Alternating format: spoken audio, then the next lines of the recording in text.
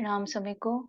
सिया राम जय जय राम। राम सिया राम जय जय राम। सभी को प्रणाम, सभी का बहुत बहुत स्वागत है आज के रामचरितमानस के पाठ में। आज हम लोग 12वां विश्राम पढ़ने वाले हैं।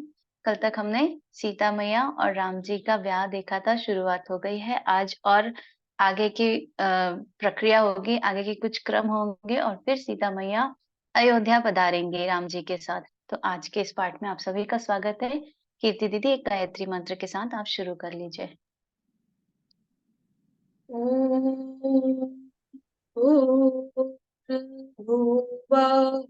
स्वः तत्सवितुर्वरेण्यं भर्गो देवस्य धीमहि धियो यो नः प्रचोदयात्। सभी को प्रणाम। आइए प्रारंभ करते हैं। श्री रामचंद्र जी का सांवला शरीर स्वभाव से ही सुंदर है। उसकी शोभा करोड़ों कामदेवों को लजाने वाली है। महावर से युक्त चरण कमल बड़े सुहावने लगते हैं, जिन पर मुनियों के मन रूपी भौरे सदा छाए रहते हैं। पवित्र और मनोहर पीली धोती प्रातः काल के सूर्य और बिजली की ज्योति को हरे लेती है। कमर में सुंदर किंकिड़ी और कटी सूत्र हैं। विशाल भुजाओं में सुंदर आभूषण सुशोभित हैं। पीला जनेऊ महान शोभा दे रहा है। हाथ की अंगूठी चित्त को चुरा लेती है। ब्याह के सब साज सजे हुए वे शोभा पा रहे हैं। चौड़ी छाती पर, हृदय पर पहनने के सुंदर आभूषण सुशोभित हैं। पीला दुपट्टा काखा सोती जनेऊ की तरह शोभित है, जिसके दोनों छोरों पर मणि और मोती लगे हैं। कमल के समान सुंदर नेत्र हैं, कानों में सुंदर कुंडल हैं और मुख तो सारी सुंदरता का खजाना ही है। सुंदर बौहे और मनोहर नासिका है। ललाट पर तिलक तो सुंदरता का घर ही है, जिसमें मंगलमय मोती और मणि गुथे हुए हैं।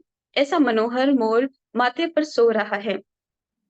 सुंदर मौर में बहुमूल्य मणियां गुथी हुई हैं, सभी अंग चित्त को चुराए लेते हैं। सब नगर की स्त्रियां और देव सुंदरियां दूल्हा को देखकर तिनका तोड़ रही हैं और मणि वस्त्र तथा आभूषण निछावर करके आरती उतार रही और मंगल गान कर रही हैं। देवता फूल बरसा रहे हैं और सूत मागध तथा भाट सुयश सुना रहे हैं। सुहागिनी स्त्रियां सुख पाकर कुंवर और कुंवारियों को कोहबर में लाई और अत्यंत प्रेम से मंगल गीत गा गाकर लौकिक रीति करने लगी। पार्वती जी श्री रामचंद्र जी को लहकौर सिखाती हैं और सरस्वती जी सीता जी को सिखाती हैं। रनिवास हास विलास के आनंद में मग्न है। सभी जन्म का परम फल प्राप्त कर रही है। अपने हाथ की मड़ियों में सुंदर रूप के भंडार श्री रामचंद्र जी की परछाई दिख रही है। यह देखकर जानकी जी दर्शन में वियोग होने के भय से बाहु रूपी लता को और दृष्टि को हिलाती डुलाती नहीं है। उस समय के हंसी खेल और विनोद का आनंद और प्रेम कहा नहीं जा सकता, उसे सखिया ही जानती है। तदनंतर वर कन्याओं को सब सुंदर सखिया जनवासे को लिवा चली। उस समय नगर और आकाश में जहां सुनिए वहीं आशीर्वाद की ध्वनि सुनाई दे रही है और महान आनंद छाया है। सभी ने प्रसन्न मन से कहा कि सुंदर चारों जोड़ियां चिरंजीवी हो। योगी राज, सिद्ध, मुनीश्वर और देवताओं ने प्रभु श्री रामचंद्र जी को देखकर दुंदुभी बजाई और हर्षित होकर फूलों की वर्षा करते हुए तथा जय हो जय हो जय हो कहते हुए वे अपने अपने लोक को चले। तब सब चारों कुमार बहुओं सहित पिताजी के पास आए। ऐसा मालूम होता था मानो शोभा मंगल और आनंद से भरकर जनवासा उमड़ पड़ा हो। फिर बहुत प्रकार की रसोई बनी। जनक जी ने बारातियों को बुला भेजा। राजा दशरथ जी ने पुत्रों सहित गमन किया। अनुपम वस्त्रों के पावड़े पड़ते जाते हैं। आदर के साथ सबके चरण धोए और सबको यथायोग्य पीढ़ों पर बैठाया। तब जनक जी ने अवधपति दशरथ जी के चरण धोए। उनका शील स्नेह वर्णन नहीं किया जा सकता। फिर श्री रामचंद्र जी के चरण कमलों को धोया, जो श्री शिव जी के हृदय कमल में छिपे रहते हैं। तीनों भाइयों को श्री रामचंद्र जी के समान जानकर जनक जी ने उनके भी चरण अपने हाथ से धोए। राजा जनक जी ने सभी को उचित आसन दिए और सब परसने वालों को बुला लिया। आदर के साथ पत्तलें पड़ने लगी, जो मड़ियों के पत्तों से सोने की कील लगाकर बनाई गई हैं। चतुर और विनीत रसोइये सुंदर, स्वादिष्ट और पवित्र दाल भात और गाय का सुगंधित घी क्षण भर में सबके सामने परस गए। सब लोग पंचकौर करके अर्थात प्राणाय स्वाहा, अपानाय स्वाहा, व्यानाय स्वाहा, उदानाय स्वाहा और समानाय स्वाहा इन मंत्रों का उच्चारण करते हुए पहले 5 ग्रास लेकर भोजन करने लगे। गाली का गान सुनकर वे अत्यंत प्रेम मग्न हो गए। अनेकों तरह के अमृत के समान स्वादिष्ट पकवान परोसे गए, जिनका बखान नहीं हो सकता। चतुर रसोइये नाना प्रकार के व्यंजन परसने लगे। उनका नाम कौन जानता है? 4 प्रकार के भोजन की विधि कही गई है। उनमें से एक एक विधि के इतने पदार्थ बने हैं कि जिनका वर्णन नहीं किया जा सकता। चाहो रसों के सुंदर तरह के स्वादिष्ट व्यंजन हैं, एक एक रस के अनगिनत प्रकार के बने हैं। भोजन के समय पुरुष और स्त्रियों के नाम ले लेकर स्त्रियां मधुर ध्वनि से गाली दे रही हैं। समय की सुहावनी गली शोभित हो रही है, उसे सुनकर समाज सहित राजा दशरथ हंस रहे हैं। इस रीति से सभी ने भोजन किया और तब सबको आदर सहित आचमन दिया गया। फिर पान देकर जनक जी ने समाज सहित दशरथ जी का पूजन किया। सब राजाओं के सिरमौर श्री दशरथ जी प्रसन्न होकर जनवासे को चले। जनकपुर में नित्य नए मंगल हो रहे हैं। दिन और रात पल के समान बीत जाते हैं। बड़े सवेरे राजाओं के मुकुटमणि दशरथ जागे। याचक उनके गुण समूह का गान करने लगे। चारों कुमारों को सुंदर वधुओं सहित देखकर उनके मन में जितना आनंद है, वह किस प्रकार कहा जा सकता है। वे प्रातः किया क्रिया करके गुरु वशिष्ठ जी के पास गए। उनके मन में महान आनंद और प्रेम भरा है। राजा प्रणाम और पूजन करके फिर हाथ जोड़कर मानो अमृत में डुबोई हुई वाणी बोले, हे मुनिराज सुनिए, आपकी कृपा से आज में पूर्ण काम हो गया। हे स्वामी, अब सब ब्राह्मणों को बुलाकर उनको सब तरह कपड़ों गहनों से सजी हुई गाय दीजिए।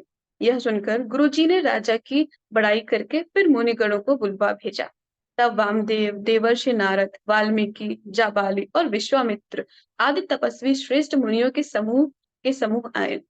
राजा ने सबको दंडवत प्रणाम किया और प्रेम सहित पूजन करके उन्हें उत्तम आसन दिए।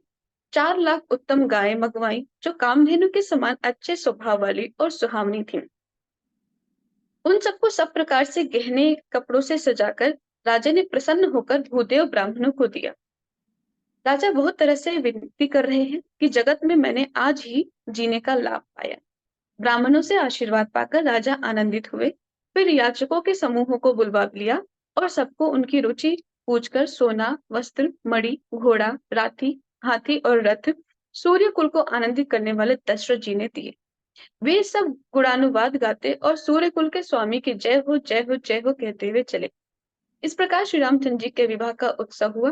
जिन्हें सहस्त्र मुख हैं, वे शेष जी भी उसका वर्णन नहीं कर सकते। बार बार विश्वामित्र जी के चरणों में सिर नवाकर राजा कहते हैं, हे मुनिराज, यह सब सुख आपके ही कृपा कटाक्ष का प्रसाद है। राजा दशरथ जी जनक जी के स्नेह, शील, करनी और ऐश्वर्य की सब प्रकार से सराहना करते हैं। प्रतिदिन उठकर अयोध्या नरेश विदा मांगते हैं, पर जनक जी उन्हें प्रेम से रख लेते हैं। आदर नित्य नया बढ़ता जाता है। प्रतिदिन हजारों प्रकार से मेहमानी होती है। नगर में नित्य नया आनंद और उत्साह रहता है। दशरथ जी का जाना किसी को नहीं सुहाता। इस प्रकार बहुत दिन बीत गए, मानो बराती स्नेह की रस्सी से बंध गए हैं। तब विश्वामित्र जी और शतानंद जी ने आकर राजा जनक को समझाकर कहा, यद्यपि आप स्नेहवश उन्हें नहीं छोड़ सकते, तो भी अब दशरथ जी को आज्ञा दीजिए। हे नाथ, बहुत अच्छा कहकर जनक जी ने मंत्रियों को बुलवाया।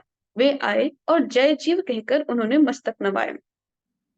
जनक जी ने कहा, अयोध्या नाथ चलना चाहते हैं, भीतर निवास में खबर कर दो। यह सुनकर मंत्री, ब्राह्मण, सभासद और राजा जनक भी प्रेम के वश हो गए। जनकपुर वासियों ने सुना कि बारात जाएगी, तब वे व्याकुल होकर एक दूसरे से बात पूछने लगे। जाना सत्य है, यह सुनकर सब ऐसे उदास हो गए, मानो संध्या के समय कमल सकुचा गए। आते समय जहां जहां बाराती ठहरे थे, वहां वहां बहुत प्रकार का सीधा रसोई का सामान भेजा गया। अनेकों प्रकार के मेवे, पकवान और भोजन की सामग्री जो बखानी नहीं जा सकती, अनगिनत बैलों और कहारों पर भर भर कर भेजी गई। साथ ही जनक जी ने अनेकों सुंदर शैयाएं भेजी। 1 लाख घोड़े, 50,000 रथ, सब नख से शिखा तक सजाए हुए। 10,000 सजे हुए मतवाले हाथी, जिन्हें देखकर दिशाओं के हाथी भी लजा जाते हैं। गाड़ियों में भर भर कर सोना, वस्त्र और रत्न और भैंस, गाय तथा और भी नाना प्रकार की चीजें दी। जनक जी ने फिर से अपरिमित दहेज दिया, जो कहा नहीं जा सकता और जिसे देखकर लोकपालों के लोगों की संपदा भी थोड़ी जान पड़ती है। इस प्रकार सब सामान सजाकर राजा जनक ने अयोध्यापुरी को भेज दिया। बारात चलेगी यह सुनते ही सब रानियां ऐसे विकल हो गई मानो थोड़े जल में मछलियां छटपटा रही हों।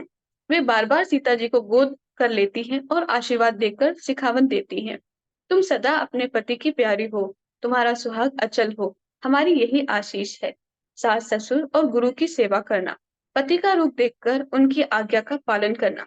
सयानी सखियां अत्यंत स्नेह के वश कोमल वाणी से स्त्रियों के धर्म सिखलाती हैं।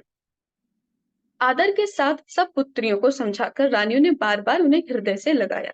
माताएं फिर भेंटती और कहती हैं कि ब्रह्मा ने स्त्री जाति को क्यों रचा। उसी समय सूर्य वंश के पताका स्वरूप श्री रामचंद्र जी भाइयों सहित प्रसन्न होकर विदा कराने के लिए जनक जी के महल को चले। स्वभाव से ही सुंदर चारों भाइयों को देखने के लिए नगर के स्त्री पुरुष दौड़े। कोई कहता है आज ही जाना चाहते हैं। विदेह ने विदाई का सब सामान तैयार कर लिया है। राजा के चारों पुत्र इन प्यारे मेहमानों के मनोहर रूप को नेत्र भरकर देख लो। हे सयानी, कौन जाने किस पुण्य से विधाता ने इन्हें यहाँ लाकर हमारे नेत्रों का अतिथि किया है। मरने वाला जिस प्रकार अमृत पा जाए, जन्म का भूखा कल्प वृक्ष पा जाए और नरक में रहने वाला या नरक के योग्य जीव जैसे भगवान के परम पद को प्राप्त हो जाए, हमारे लिए इनके दर्शन वैसे ही हैं। श्री रामचंद्र जी की शोभा को निरख कर हृदय में रख लो, अपने मन को सौंप और उनकी मूर्ति को मणि बना लो। इस प्रकार सबको नेत्रों का फल देते हुए सब राजकुमार राजमहल में गए। रूप के समुद्र सब भाइयों को देखकर सारा रनिवास हर्षित हो उठा। सासुएं महान प्रसन्न मन से निछावर और आरती करती हैं। श्री रामचंद्र जी की छवि देखकर वे प्रेम में अत्यंत मग्न हो गई और प्रेम के विशेष वश होकर बार बार चरणों लगी। हृदय में प्रीति छा गई, इससे लज्जा नहीं रह गई। उनके स्वाभाविक स्नेह का वर्णन किस तरह किया जा सकता है। उन्होंने भाइयों सहित श्री रामचंद्र जी को उपटन करके स्नान कराया और बड़े प्रेम से शतस्थ भोजन कराया। सो अवसर जानकर श्री रामचंद्र जी शील, स्नेह और संकोच भरी वाणी बोले, महान अयोध्यापुरी को चलना चाहते हैं। उन्होंने हमें विदा लेने के लिए यहाँ भेजा है। हे माता, प्रसन्न मन से आज्ञा दीजिए और हमें अपने बालक जानकर सदा स्नेह बनाए रखिएगा। इन वचनों को सुनते ही रनिवास उदास हो गया। सासुएं प्रेमवश बोल नहीं सकती। उन्होंने सब कुमारियों को हृदय से लगा लिया और उनके पतियों को सौंपकर बहुत विनती की। विनती करते उन्होंने सीता जी को श्री रामचंद्र जी को समर्पित किया और हाथ जोड़कर बार बार कहा, हे तात, हे सुजान, मैं बलि जाती हूँ, तुमको सबकी गति मालूम है। परिवार को, पुरवासियों को, मुझको और राजा को सीता प्राणों के समान प्रिय है, ऐसा जानिएगा। हे तुलसी के स्वामी, इसके शील और स्नेह को देखकर इसे अपनी दासी करके मानिएगा। तुम पूर्ण काम हो, सुजान, शिरोमणि हो और भाव प्रिय हो। हे राम, तुम भक्तों के गुणों को ग्रहण करने वाले, दोषों का नाश करने वाले और दया के धाम हो। ऐसा कहकर रानी चरणों को पकड़कर चुप रह गई, मानो उनकी वाणी प्रेम रूपी दलदल में समा गई हो। स्नेह से सनी हुई श्रेष्ठ वाणी सुनकर श्री रामचंद्र जी ने सास का बहुत प्रकार से सम्मान किया। तब श्री रामचंद्र जी ने हाथ जोड़कर विदा मांगते हुए बार बार प्रणाम किया। आशीर्वाद पाकर और फिर सिर नवाकर भाइयों सहित श्री रघुनाथ जी चले। श्री रामचंद्र जी की सुंदर मधुर मूर्ति को हृदय में लाकर सब रानियां स्नेह से शिथिल हो गईं। फिर धीरज धारण करके कुमारियों को बुलाकर माताएं बारंबार उन्हें गले लगाकर भेंटने लगी।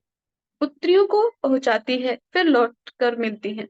परस्पर में बहुत थोड़ी प्रीति नहीं बढ़ी, अर्थात बहुत प्रीति बढ़ी। बार बार मिलती हुई माताओं को सखियों ने अलग कर दिया, जैसे हाल की ब्याही हुई गाय को कोई उसके बालक बछड़े या बछिया से अलग कर दे।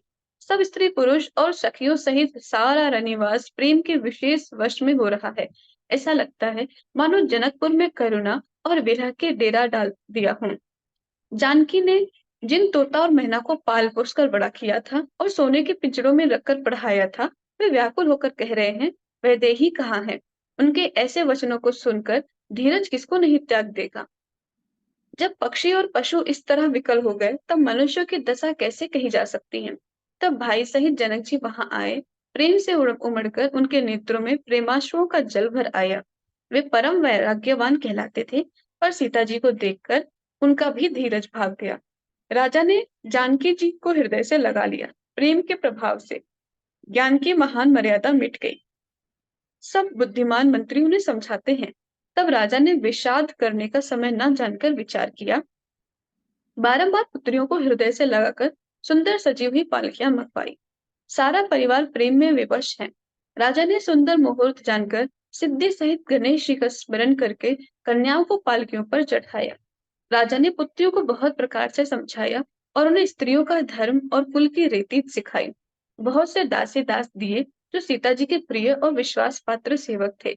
सीता जी के चलते समय जनकपुर वासी व्याकुल हो गए। मंगल की राशि शुभ शकुन हो रहे हैं। ब्राह्मण और मंत्रियों के समाज सहित राजा जनक जी उन्हें पहुंचाने के लिए साथ चले। समय देखकर बाजे बजने लगे। बारातियों ने रथ, हाथी और घोड़े सजाए। दशरथ जी ने सब ब्राह्मणों को बुला लिया और उन्हें दान और सम्मान से परिपूर्ण कर दिया। उनके चरण कमलों की धूलि सिर पर धरकर और आशीष पाकर राजा आनंदित हुए और गणेश जी का स्मरण करके उन्होंने प्रस्थान किया। मंगलों के मूल अनेकों शकुन हुए। देवता हर्षित होकर फूल बरसा रहे हैं और अप्सराएं गान कर रही हैं। अवधपति दशरथ जी नगाड़े बजाकर आनंद पूर्वक अयोध्यापुरी चले। राजा दशरथ जी ने विनती करके प्रतिष्ठित जनों को लौटाया और आदर के साथ मगनों को बुलवाया। उनको गहने, कपड़े, घोड़े, हाथी दिए और प्रेम से पुष्ट करके सबको संपन्न अर्थात बलयुक्त कर दिया। वे सब बारंबार विरुदावली कुल कीर्ति बखान कर और श्री रामचंद्र जी को हृदय में रखकर लौटे। कौशलाधीश दशरथ जी बार बार लौटने को कहते हैं, परंतु जनक जी प्रेम वश लौटना नहीं चाहते।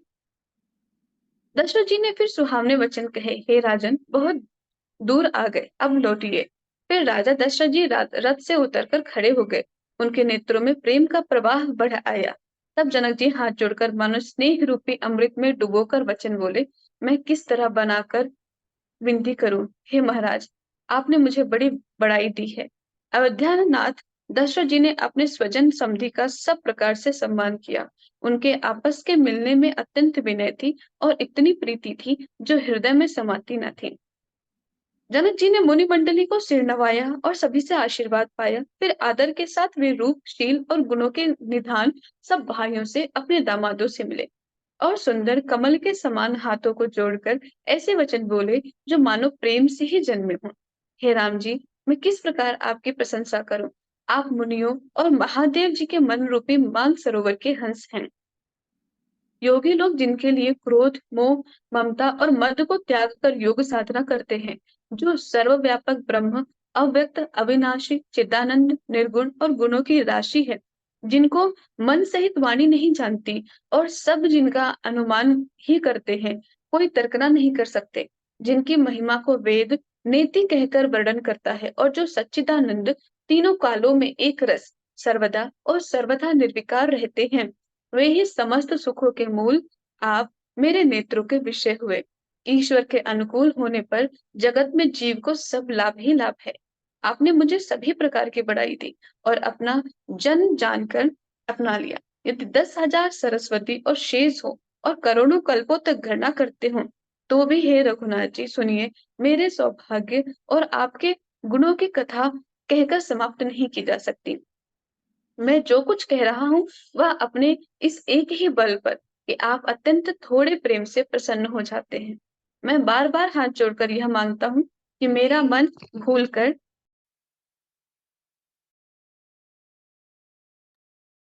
मैं बार बार हाथ जोड़कर यह मांगता हूँ कि मेरा मन भूलकर भी आपके चरणों को ना छोड़े। जनक जी के श्रेष्ठ वचनों को सुनकर जो मानो प्रेम से पुष्ट किए हुए थे, पूर्ण काम श्री रामचंद्र जी संतुष्ट हुए। उन्होंने सुंदर विनती करके पिता दशरथ जी, गुरु वशिष्ठ, विश्वामित्र जी और कुल गुरु वशिष्ठ जी के समान जानकर ससुर जनक जी का सम्मान किया। फिर जनक जी ने भरत जी से विनती की और प्रेम के साथ मिलकर फिर उन्हें आशीर्वाद दिया। फिर राजा ने लक्ष्मण जी और शत्रुघ्न जी से मिलकर उन्हें आशीर्वाद दिया। वे परस्पर प्रेम के वश होकर बार बार आपस में सिर नवाने लगे। जनक जी की बार बार विनती और बड़ाई करके श्री रघुनाथ जी सब भाइयों के साथ चले। जनक जी ने जाकर विश्वामित्र जी के चरण पकड़ लिए और उनके चरणों की रज को सिर और नेत्रों से लगाया। उन्होंने कहा, हे मुनीश्वर, सुनिए, आपके सुंदर दर्शन से कुछ भी दुर्लभ नहीं है। मेरे मन में ऐसा विश्वास है, जो सुख और सुयश लोकपाल चाहते हैं, परंतु जिसका मनोरथ करते हुए सकुचाते हैं। हे स्वामी, वही सुख और सुयश मुझे सुलभ हो गया। सारी सिद्धियां आपके दर्शनों की अनुगामिनी अर्थात पीछे पीछे चलने वाली हैं। इस प्रकार बार बार विनती की और सिर नवाकर तथा उनसे आशीर्वाद पाकर राजा जनक लौटे। डंका बजाकर बारात चली। छोटे बड़े सभी समुदाय प्रसन्न हैं। गांव के स्त्री पुरुष श्री रामचंद्र जी को देखकर नेत्रों का फल पाकर सुखी होते हैं। बीच बीच में सुंदर मुकाम करती हुई तथा मार्ग के लोगों को सुख देती हुई वह बारात पवित्र दिन में अयोध्यापुरी के समीप आ पहुंची। नगाड़ों पर चोटें पड़ने लगी, सुंदर ढोल बजने लगे, भेरी और शंख की बड़ी आवाज हो रही है। हाथी घोड़े गरज रहे हैं, विशेष शब्द करने वाली झांझें, सुहावनी डफलियां तथा रसीले राग से शहनाइयां बज रही हैं। बारात को आती हुई सुनकर नगर निवासी प्रसन्न हो गए। सबके शरीरों पर पुलकावली छा गई। सबने अपने अपने सुंदर घरों, बाजारों, गलियों, चौराहों और नगरों के द्वारों को सजाया। सारी गलियां अरगजे से सिंचाई गई। जहां तहां सुंदर चौक पुराए गए। तोरणों, ध्वजा पताकाओं और मंडपों से बाजार ऐसा सजा कि जिसका वर्णन नहीं किया जा सकता। फल सहित सुपारी, केला, आम, मौलसिरी, कदम्ब और तमाल के वृक्ष लगाए गए। वे लगे बहुत सुंदर वृक्ष पृथ्वी को छू रहे हैं। उनके मड़ियों के थाले बड़ी सुंदर कारीगरी से बनाए गए हैं। अनेक प्रकार के मंगल कलश घर घर सजाकर बनाए गए हैं और श्री रघुनाथ जी की पूरी अयोध्या को देखकर ब्रह्मा और सब देवता सिहाते हैं। उस समय राजमहल शोभित हो रहा था। उसकी रचना देखकर कामदेव भी मन मोहित हो जाता था। मंगल शकुन, मनोहरता, रिद्धि सिद्धि, सुख सुहावनी संपत्ति और सब प्रकार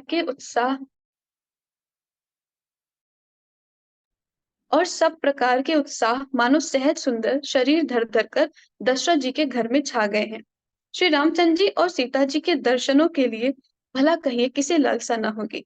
सुहागिनी स्त्रियां झुंड ही झुंड मिलकर चली, जो अपनी छवि से कामदेव की स्त्री रति का भी निरादर कर रही है। सभी सुंदर मंगल द्रव्य एवं आरती सजाए हुए गा रही हैं, मानो सरस्वती जी बहुत से वेश धारण किए गा रही हो। राजमहल में शोर मच रहा है।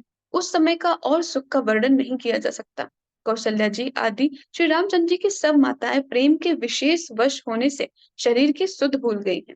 गणेश जी और त्रिपुरारी शिव जी का पूजन करके उन्होंने ब्राह्मणों को बहुत सा दान दिया। वे ऐसी परम प्रसन्न हुई, मानो अत्यंत दरिद्री चारों पदार्थ पा गया हो। सुख और महान आनंद से विवश होने के कारण सब माताओं के शरीर शिथिल हो गए हैं। उनके चरण चलते नहीं हैं। श्री रामचंद्र जी के दर्शनों के लिए वे अत्यंत अनुराग में भरकर परछन का सब सामान सजाने लगी। अनेकों प्रकार के बाजे बजते थे। सुमित्रा जी ने आनंद पूर्वक मंगल साज सजाए। हल्दी, धूप, दूब, दही, पत्ते, फूल, पान और सुपारी आदि मंगल की मूल वस्तुएं तथा अक्षत, अखुए, गोरोचन, लावा और तुलसी की सुंदर मंजरियां सुशोभित हैं। नाना रंगों से चित्रित किए हुए सहज सुहावने सुवर्ण के कलश ऐसे मालूम होते हैं, मानो कामदेव के पक्षियों ने घोंसले बनाए हों। शकुन की सुगंधित वस्तुएं बखानी नहीं जा सकती। सब रानियां संपूर्ण मंगल साज सज रही हैं।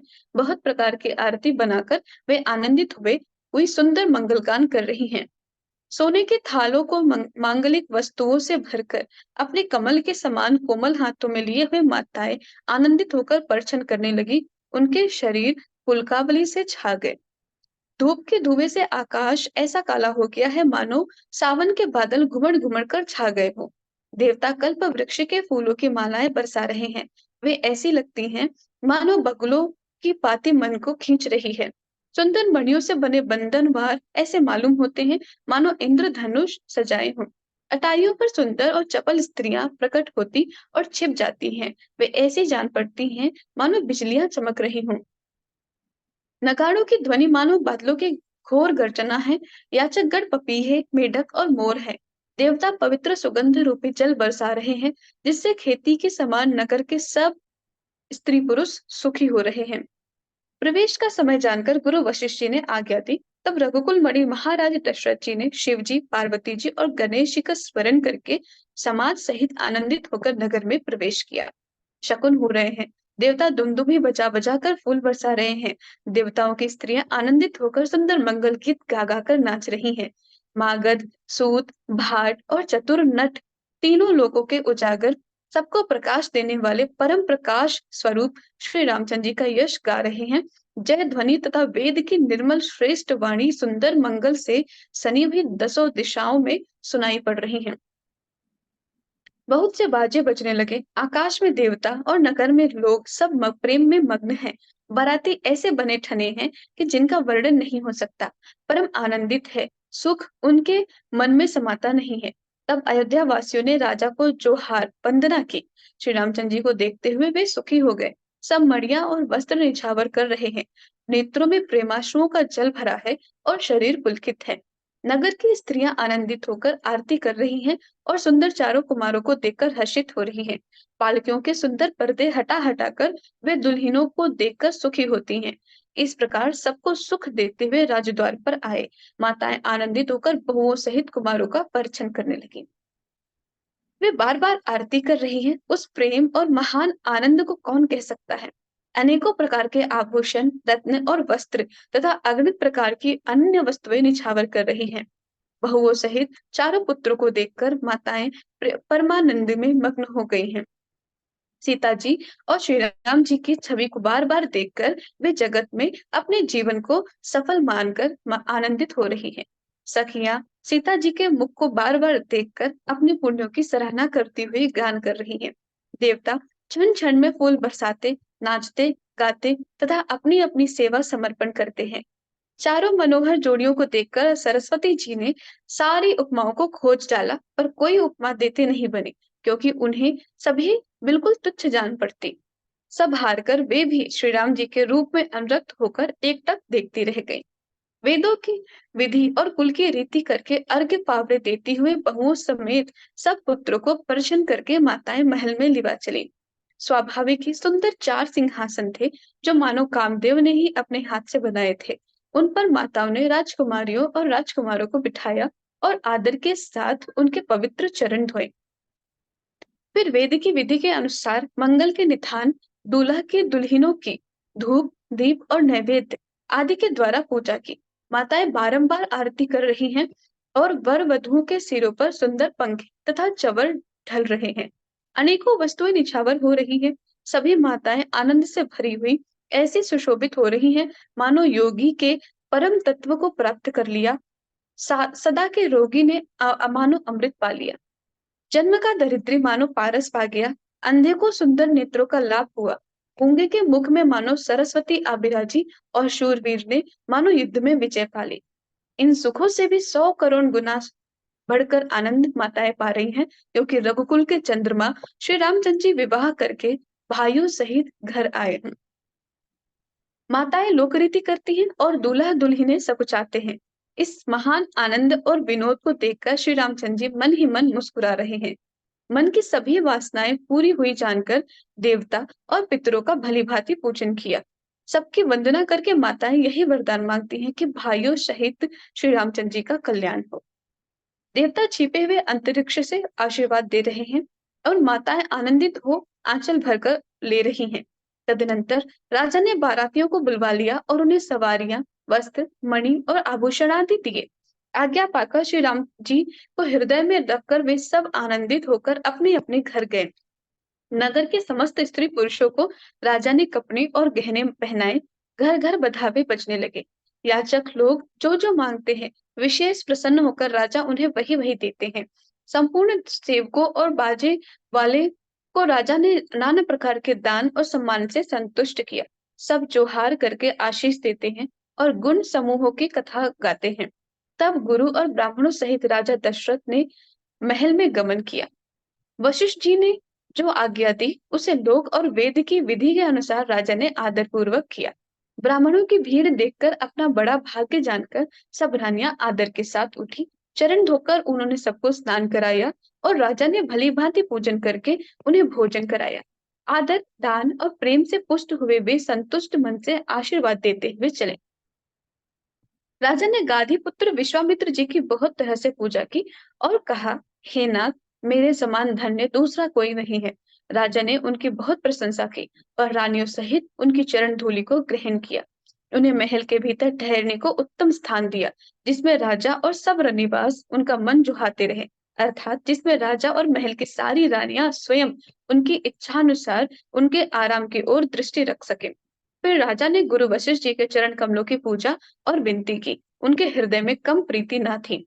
बहुओं सहित सब राजकुमार और सब रानियों समेत राजा बार बार गुरु जी के चरणों की वंदना करते हैं और मुनीश्वर आशीर्वाद पाते हैं। राजा ने अत्यंत प्रेम पूर्ण हृदय से पुत्रों को और सारी संपत्ति को सामने रख कर विनती की, परंतु मुनिराज ने केवल अपना नेक मांग लिया और बहुत तरह से आशीर्वाद दिया। फिर सीता जी सहित श्री रामचंद्र जी को हृदय में रखकर गुरु वशिष्ठ जी हर्षित होकर अपने स्थान को गए। राजा ने सब ब्राह्मणों को की स्त्रियों को बुलवाया और उन्हें सुंदर वस्त्र तथा आभूषण पहनाए। फिर अब सुवासिनियों को बुलवा लिया और उनकी रुचि समझकर उन्हें पहिरावनी दी। नेकी लोग सब अपना अपना नेक जोग लेते और राजाओं के शिरोमणि दशरथ जी उनकी इच्छा के अनुसार देते हैं। जिन मेहमानों को प्रिय और पूजनीय जाना, उनका राजा ने भली भांति सम्मान किया। देवगण श्री रघुनाथ जी का विवाह देखकर उत्सव की प्रशंसा करके फूल बरसाने लगे। नगाड़े बजाकर और परम सुख प्राप्त कर अपने अपने लोगों को चले। वे एक दूसरे से श्री राम जी का यश कहते जाते हैं। हृदय में प्रेम समाता नहीं है। सब प्रकार से सबका प्रेम पूर्वक भली भांति आदर सत्कार कर लेने पर राजा दशरथ जी के हृदय में पूर्ण उत्साह भर गया। जहाँ रनिवास था, वे वहां पधारे और बहुओं समेत अनेकों उन्होंने रामकुमारों को देखा। राजा ने आनंद सहित पुत्रों को गोद में ले लिया। उस समय राजा को जितना सुख हुआ उसे कौन कह सकता है। फिर पुत्र वधुओं को प्रेम सहित गोदी में बिठाकर बार बार हृदय में हर्षित होकर उन्होंने उनका दुलार किया। यह समाज देखकर रनिवास प्रसन्न हो गया। उनके हृदय में आनंद ने निवास कर लिया। तब राजा ने जिस तरह विवाह हुआ था वह सब कहा। उसे सुन सुनकर सब किसी को हर्ष होता है। राजा जनक के गुण, शील, महत्व, प्रीति की रीति और सुहावनी संपत्ति का वर्णन राजा ने भाट की तरह बहुत प्रकार से किया। जनक जी की करनी सुनकर सब रानियां प्रसन्न हुई। पुत्रों सहित स्नान करके राजा ने ब्राह्मण, गुरु और कुटुंबियों को बुलाकर अनेक प्रकार से भोजन किए। यह सब करते करते 5 घड़ी रात बीत गई। सुंदर स्त्रियां मंगल गान कर रही हैं। वह रात्रि सुख की मूल और मनोहरिणी हो गई। सबने आचमन करके पान खाए और फूलों की माला, सुगंधित द्रव्य आदि से विभूषित होकर सब शोभा से छा गए।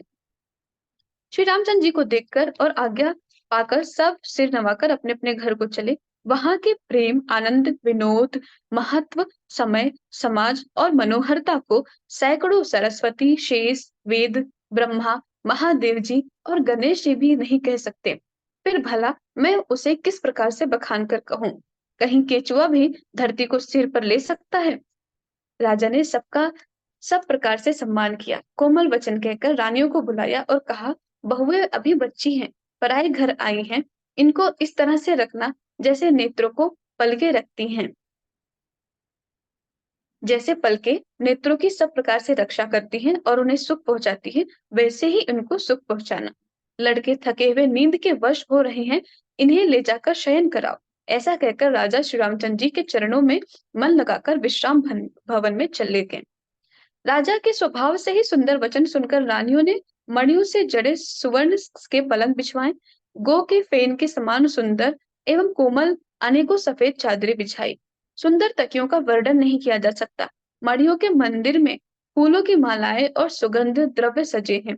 सुंदर रत्नों के दीपकों और सुंदर चदोबे के की शोभा कहते नहीं बनती। जिसने उन्हें देखा हो वही जान सकता है।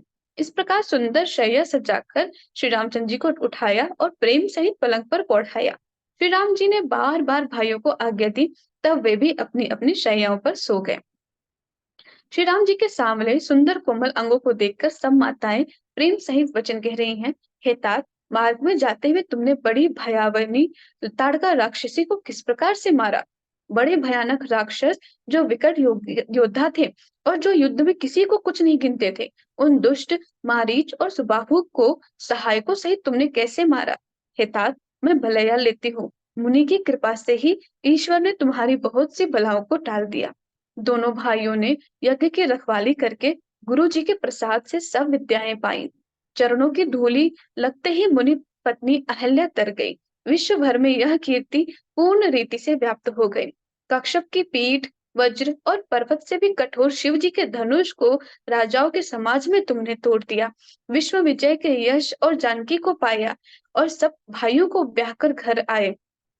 तुम्हारे सभी कर्म अमानुषी हैं, अर्थात मनुष्य की शक्ति से बाहर हैं, जिन्हें केवल विश्वामित्र जी की कृपा ने सुधारा संपन्न किया है। हे तात, तुम्हारा चंद्रमुख देखकर आज हमारा जगत में जन्म लेना सफल हुआ। तुमको बिना देखे जो दिन बीते हैं, उनको ब्रह्मा गिनती में न लावे। विनय भरे उत्तम वचन कहकर श्री रामचंद्र जी ने सब माताओं को संतुष्ट किया। फिर शिव जी गुरु और ब्राह्मण के चरणों का स्मरण कर नेत्रों को नींद के वश किया। नींद में भी उनका अत्यंत सलोना मुखड़ा ऐसा सो रहा था, मानो संध्या के समय का लाल कमल सो रहा हो।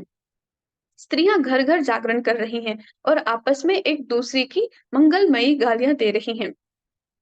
रानियां कहती हैं, हे सजनी देखो, आज रात्रि की कैसी शोभा है, जिससे अयोध्यापुरी विशेष शोभित हो रही है। यूं कहती हुई सासुएं सुंदर बहुओं को लेकर सो गई, मानो सर्पों ने अपने सिर की मणियों को हृदय में छिपा लिया है। प्रातःकाल पवित्र ब्रह्म मुहूर्त में प्रभु जागे, मुर्गे सुंदर बोलने लगे, भाट और मागधों ने गुणों का गान किया तथा नगर के लोग द्वार पर जोहार करते को आए। ब्राह्मणों, देवताओं, गुरु, पिता और माताओं की वंदना करके आशीर्वाद पाकर सब भाई प्रसन्न हुए। माताओं ने आदर के साथ उनके मुखों को देखा, फिर वे राजा के साथ दरवाजे पधारे। स्वभाव से ही पवित्र चारों भाइयों ने सब शौचादि से निवृत्त होकर पवित्र सरयू नदी में स्नान किया और प्रातः क्रिया करके वे पिता के पास आए।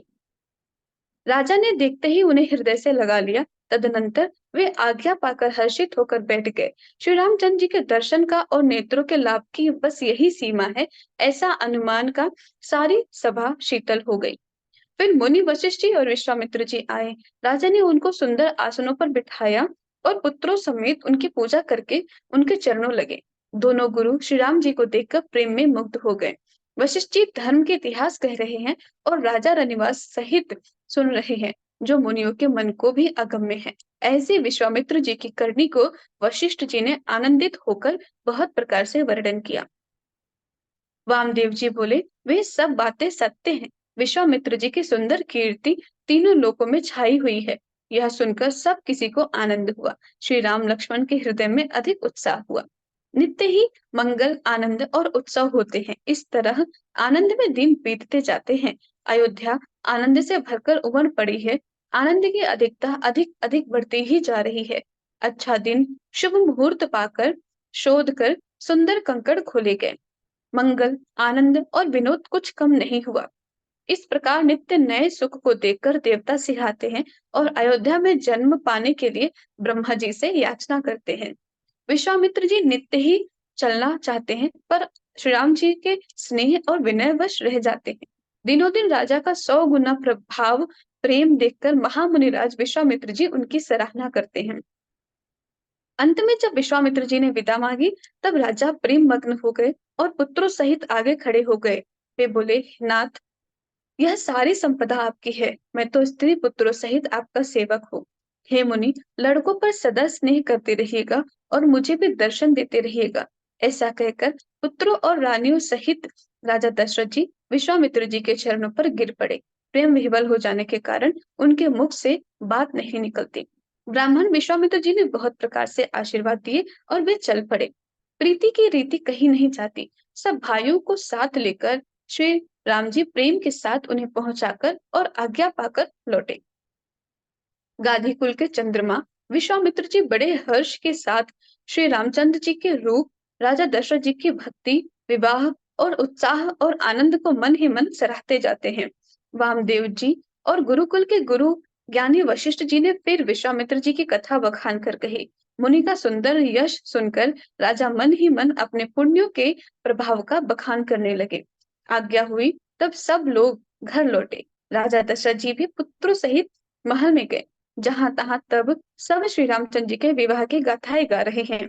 श्री रामचंद्र जी का पवित्र सुयश तीनों लोकों में छा गया। जब से श्री रामचंद्र जी का विवाह करके घर आए, तब से सब प्रकार का आनंद अयोध्या में आकर बसने लगा। प्रभु के विवाह में आनंद उत्साह हुआ, उसे सरस्वती और सर्पों के राजा शेष जी भी नहीं कह सकते। श्री सीताराम जी के यश को, कवि कुल के जीवन को पवित्र करने वाला और मंगलों की खान जानकर, इससे मैंने अपनी वाणी को पवित्र करने के लिए कुछ थोड़ा बखान कर कहा है। अपनी वाणी को पवित्र करने के लिए तुलसी ने राम का यश कहा है, नहीं तो श्री रघुनाथ जी का चरित्र अपार समुद्र है, जिसे कवि ने उसका पार पाया है। जो लोग यज्ञोपवीत और विवाह के मंगलमय उत्सव का वर्णन आदर के साथ सुनकर गावेंगे, वे लोग श्री जानकी जी और श्री रामचंद्र जी की कृपा से सदा सुख पावेंगे। श्री सीता जी और श्री रघुनाथ जी के विवाह प्रसंग को जो लोग प्रेम पूर्वक गाए सुनेंगे, उनके लिए सदा उत्साह आनंद ही उत्साह है, क्योंकि श्री रामचंद्र जी का यश मंगल का धाम है।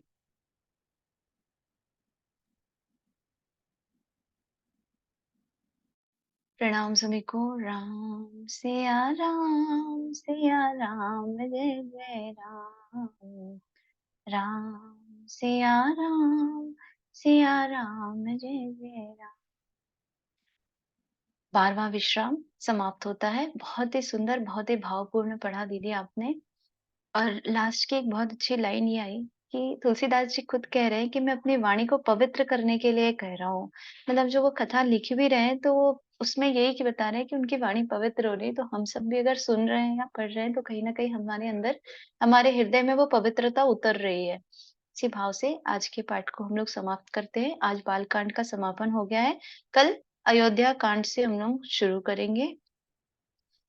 और आज की ग्रुप एनर्जी को हम लोग गुरुदेव के चरणों में समर्पित करते हुए एक गायत्री मंत्र बोल के इसे समाप्त करेंगे। ओम भूर्भुवः स्वाहा तत्सवितुर्वरेण्यं भर्गो देवस्य धीमहि धियो यो नः प्रचोदयात्। सभी को बहुत बहुत प्रणाम।